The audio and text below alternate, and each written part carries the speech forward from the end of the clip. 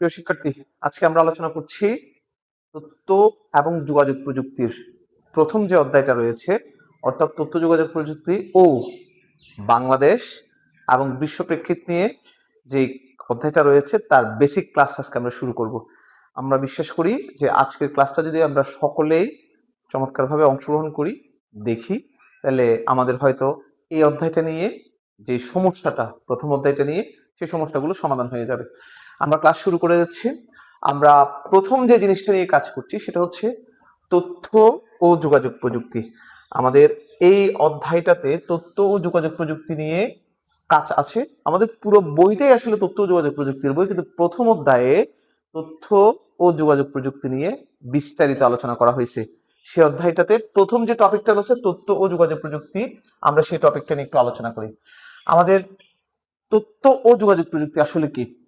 ICT হলো তথ্য সংগ্রহ, প্রক্রিয়াকরণ, সংরক্ষণ ও আদান প্রদানের প্রযুক্তি। অর্থাৎ তথ্য ও যোগাযোগ প্রযুক্তি হচ্ছে তথ্য সংগ্রহ করা, প্রক্রিয়াকরণ, সংরক্ষণ ও আদান প্রদানের যে প্রযুক্তি, তাকে আমরা কি বলি? আইসিটি, অর্থাৎ ইনফরমেশন কমিউনিকেশন অ্যান্ড টেকনোলজি। আমরা সংক্ষেপে সেটাকে বলি হচ্ছে তথ্য ও যোগাযোগ প্রযুক্তি।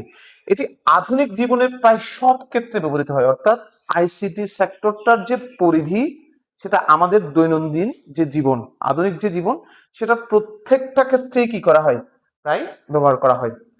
আইসিটির যেই উপাদানগুলো আমাদের কাজ করতে হয়, কাজ করার জন্য লাগে, সেগুলো হচ্ছে কম্পিউটার লাগে, মোবাইল লাগে, ইন্টারনেট। অর্থাৎ এগুলো হচ্ছে মূল উপাদান। অর্থাৎ কম্পিউটার রিলেটেড যে সামগ্রীগুলো আছে সেগুলো আইসিটির সাথে সম্পর্ক আছে, মোবাইল রিলেটেড যে সম্পর্ক আছে তার সাথে আইসিটির সাথে সম্পর্ক আছে, ইন্টারনেটের রিলেটেড যে জিনিসগুলো সেগুলো আইসিটি সেক্টরের মূল উপাদান হিসেবে কাজ করে। অর্থাৎ আইসিটি সেক্টরে কাজ করতে গেলে আমাকে মোটামুটি কম্পিউটার, মোবাইল, ইন্টারনেট এই উপাদানগুলোর সমন্বয় ঘটাতে হবে।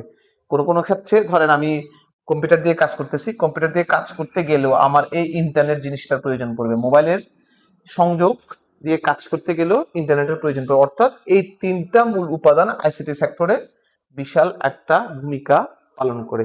আমরা যদি যাই এর পরবর্তীতে, আইসিটির ক্ষেত্রে আমরা প্রথম যে শব্দটা ব্যবহার করছি এটা হচ্ছে তথ্য ও যোগাযোগ প্রযুক্তি, অর্থাৎ ইনফরমেশন কমিউনিকেশন অ্যান্ড টেকনোলজি।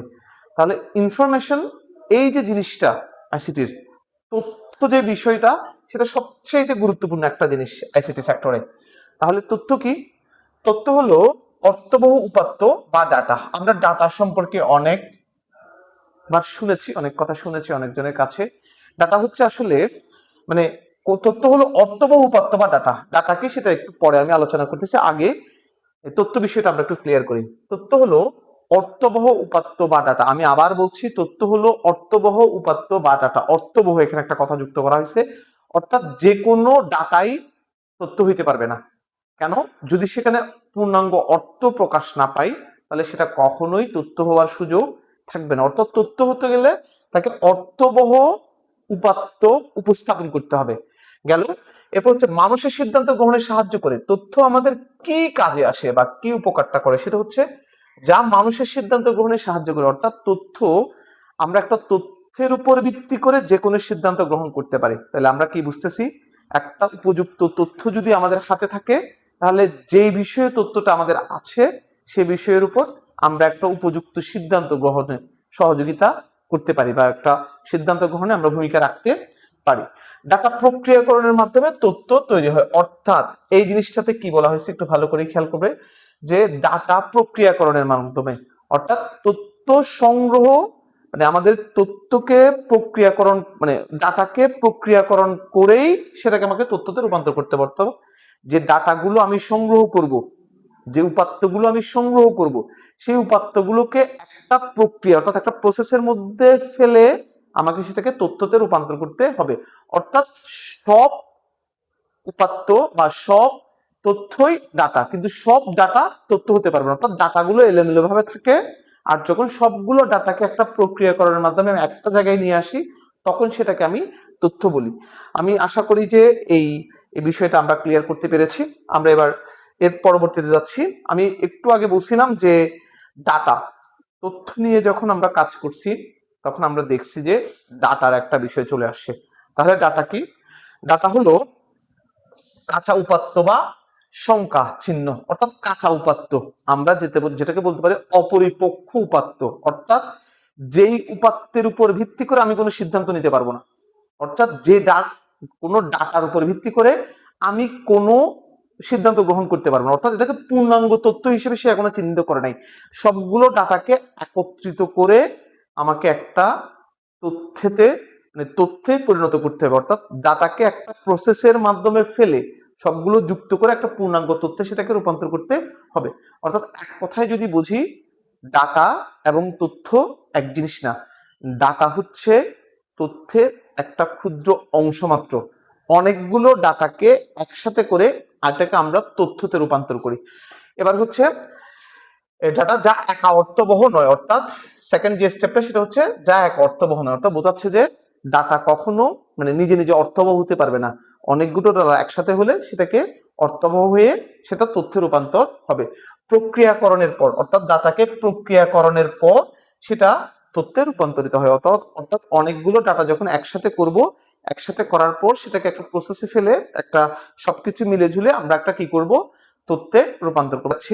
এবার হচ্ছে তথ্য প্রক্রিয়াকরণ।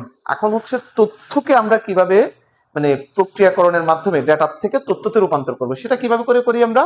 একটা হচ্ছে ডাটা প্রথমে সংগ্রহ করতে হবে। তথ্য সংগ্রহের জন্য আগে সর্বপ্রথম আমার কাজ হচ্ছে কি, ডাটা সংগ্রহ করতে হবে। যেই তথ্যটা নিয়ে আমি কাজ করব তার জন্য উপযুক্ত ডাটা সংগ্রহ করতে হবে। এরপর হচ্ছে কম্পিউটারের মাধ্যমে প্রক্রিয়া করা হয়, অর্থাৎ এই তথ্যকে কম্পিউটারের মাধ্যমে আমাকে উপযুক্ত প্রক্রিয়া অনুসরণ করে পরবর্তীতে আমাকে সেটাকে ডাটা উপাত্তে রূপান্তর করতে, অর্থাৎ তথ্যতে রূপান্তর করতে হবে। ফলাফল হিসেবে তথ্য পাওয়া যায়। অর্থাৎ সহজ বিষয় হচ্ছে, আমরা একটা ডাটা নিলাম, সেটাকে প্রসেসে ফেললাম, সেটাকে আউটপুট হিসেবে আমি তথ্য হয়ে পেয়ে যাব। অর্থাৎ আমি সেটাকে যদি একটা ডায়াগ্রামে দেখাই, তাহলে কি হচ্ছে, এটাকে মনে করেন আমি নিলাম এটা ডাটা, এটাকে ডাটা নিলাম, আমি প্রসেস করলাম, এখানে যাবতীয় তথ্যগুলোকে আমি একসাথে কি করলাম, অর্থাৎ ডাটাগুলোকে সংযুক্ত করে একসাথে প্রসেসের মাধ্যমে আমার আউটপুট হিসেবে কি পেয়ে যাব, অর্থাৎ ইনফরমেশন হিসেবে পেয়ে যাব। আমি ইনফরমেশন হিসেবে পেয়ে যাচ্ছে, অর্থাৎ ডাটা সংগ্রহ করতেছি, একটা প্রসেসে ফেলতেছি, এই কম্পিউটার এই প্রসেসের কাজটা করতেছে এবং আমাকে আউটপুট হিসেবে তথ্য দিয়ে দিচ্ছে। আমরা এতটুকু আশা করি বুঝতে পেরেছি। এবার হচ্ছে আইসিটি এর উপাদান, অর্থাৎ এই কাজগুলো করতে গেলে আইসিটি সেক্টরে যদি আমি কাজগুলো করতে যাই, যে তথ্য সংগ্রহ করা, এগুলো নিয়ে কাজ করা, এই কাজগুলো যদি করতে যাই, তাহলে আমরা এই প্রসেসটা আমাকে ফলো করতে হবে। সেগুলো কি কি উপাদানের প্রয়োজন পড়ে আমার? এক নম্বর হচ্ছে আইসিটি এর উপাদান হচ্ছে হার্ডওয়্যার, সফটওয়্যার, নেটওয়ার্ক। আমি আগেই বলছি, আইসিটির যে কাজগুলো করতে যাবে সেখানে আমাদের অনেকগুলো জিনিসের প্রয়োজন পড়বে। তার মধ্যে যেই মূল উপাদানগুলো কাজ করবে সেগুলো হচ্ছে, একটা হচ্ছে হার্ডওয়্যার, একটা হচ্ছে সফটওয়্যার, একটা হচ্ছে নেটওয়ার্ক। আমি একটু আবার বলছি, হার্ডওয়্যার, সফটওয়্যার, নেটওয়ার্ক।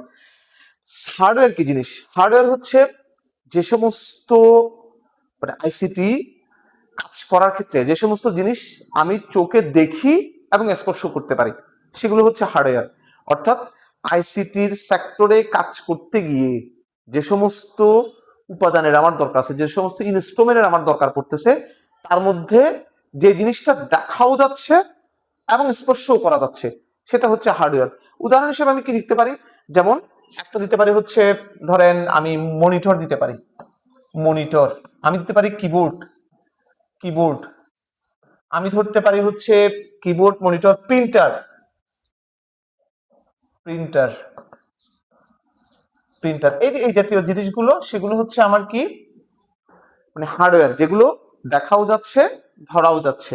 এবার হচ্ছে সফটওয়্যার কি, প্রোগ্রাম বা অ্যাপ। অর্থাৎ আইসিটি সেক্টরে কাজ করার জন্য কম্পিউটারের ভেতরে যে সমস্ত অ্যাপ্লিকেশন গুলো থাকে, অর্থাৎ আমি দেখতে পারি কিন্তু সেগুলো স্পর্শ করতে পারি না, যে সমস্ত সফটওয়্যার বা অ্যাপ্লিকেশন আমার আইসিটি সেক্টরের কঠিন কাজকে সহযোগিতা করে নেয়, অর্থাৎ যাদের সহযোগিতা নিয়ে আমি এই সেক্টরে একটা ভালোভাবেই আমাদের সমস্যাগুলো সমাধান করতে পারি, সেগুলো হচ্ছে সফটওয়্যার। অর্থাৎ এই অংশটা কম্পিউটারের ভেতরে থাকে, যেটা আমরা দেখি ঠিক কিন্তু কোনোভাবে স্পর্শ করতে পারি না।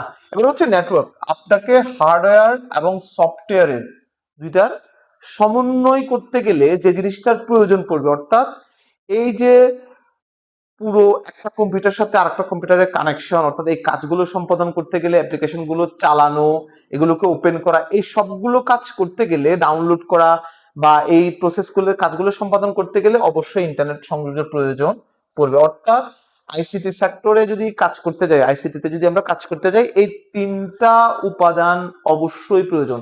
একটা হচ্ছে হার্ডওয়্যার, একটা হচ্ছে সফটওয়্যার, একটা হচ্ছে নেটওয়ার্ক। এই তিনটা জিনিসের সমন্বয় যদি আমরা একসাথে করতে পারি তবে আইসিটি সেক্টরটা আমরা পরিপূর্ণভাবে কাজে লাগাতে পারবো। এরপর হচ্ছে আমাদের আইসিটি মোটামুটি আমরা ইনফরমেশন নিয়ে মোটামুটি একটা কাজ করছি, তথ্য নিয়ে। এবার হচ্ছে যোগাযোগ নিয়ে, অর্থাৎ আইসিটির যে তিনটে ওয়ার্ড আইসিটি অর্থাৎ ইনফরমেশন কমিউনিকেশন টেকনোলজির তথ্য নিয়ে আমরা কাজ করছি, ইনফরমেশন নিয়ে। এবার হচ্ছে যোগাযোগ নিয়ে কাজ করব। যোগাযোগ জিনিসটা আসলে কি? যোগাযোগ হচ্ছে তথ্য আদান প্রদানকে যোগাযোগ বলা হয়। যদি আবিধানিক অর্থ যদি আমরা খেয়াল করতে চাই, এক বাক্যে যদি বলি, এটাকে হচ্ছে যে কোনো তথ্য আদান প্রদানকে যোগাযোগ বলা হয়। অর্থাৎ একজনের তথ্য আরেকজনের কাছে পৌঁছানো, অপরজনের তথ্য আমার কাছে আসা, এই যে একটা তথ্য যোগাযোগ মানে আদান প্রদানের যে একটা মাধ্যম, সেটাকে আমরা কি বলতে পারি? যোগাযোগ বলতে পারি।